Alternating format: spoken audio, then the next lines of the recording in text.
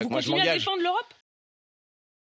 Soit on applique les mêmes règles partout sur ce marché unique, soit on sort du marché unique. Si vous sortez du marché unique, la France s'effondre. Et ce marché, je suis désolé, mais c'est le levier de puissance qu'on a aujourd'hui, c'est quasiment le seul. On est le premier marché du monde parce qu'il est intégré. Et donc aujourd'hui, l'enjeu, c'est quoi ? C'est de transformer ce marché en ensemble de règles cohérentes. Là-dessus, vous dites au fond, comme Emmanuel Macron, qui finit par dire qu'il faut un égalime non pas seulement français, mais européen. Et c'est ce que nous, on portera. Mais les gens qui nous écoutent veulent que ça change. Mais vous changerez vraiment ça ? Ça veut dire vous allez aller contre la juridiction européenne. Les droits de douane avec l'Ukraine.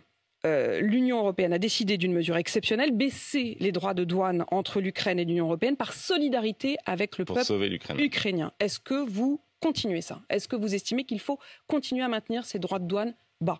Il faut continuer à maintenir ces droits de douane bas parce que on parle... Attendez, parce que Raphaël Glucksmann, là, pour moi, il y a une contradiction. Qu'on précise les choses pour que les gens comprennent. Par contre, on peut faire une exception sur l'Ukraine. Et si... Donc on peut faire rentrer du mauvais miel parce que c'est du miel ukrainien. Non. Je de vous reposer la question sur le poulet, parce que sur le poulet, c'est pas tout à fait comme sur le miel.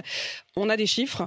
On a baissé de manière exceptionnelle les droits de douane. Raphaël Glucksmann, il faut quand même être précis sur ce dont on parle. Je le disais, la moitié du poulet qui est consommé en France vient désormais d'Ukraine. Il vient de méga factory de poulet. Il vient en réalité d'un homme qui est le patron de 99% de la production du poulet. Et vous savez où est-ce qu'elle est, son entreprise ?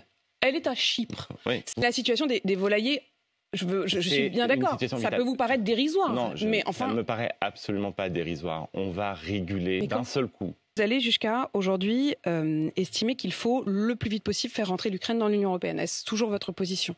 Je pense qu'il faut faire rentrer l'Ukraine dans l'Union européenne. Et nous, le Danemark, avons décidé de transférer all our artillery, toute notre artillerie et toutes nos munitions à l'Ukraine.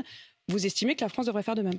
Ce que j'estime, c'est que la France devrait, aujourd'hui, passer en mode économie de guerre sur la production. On devrait passer des contrats à long terme avec nos industriels, ce qui n'est toujours pas fait. On devrait aller écouter le président tchèque qui dit qu'il y a 800 000 obus disponibles sur le marché international et que donc on pourrait les acheter en commun à l'échelle européenne et les envoyer en Ukraine.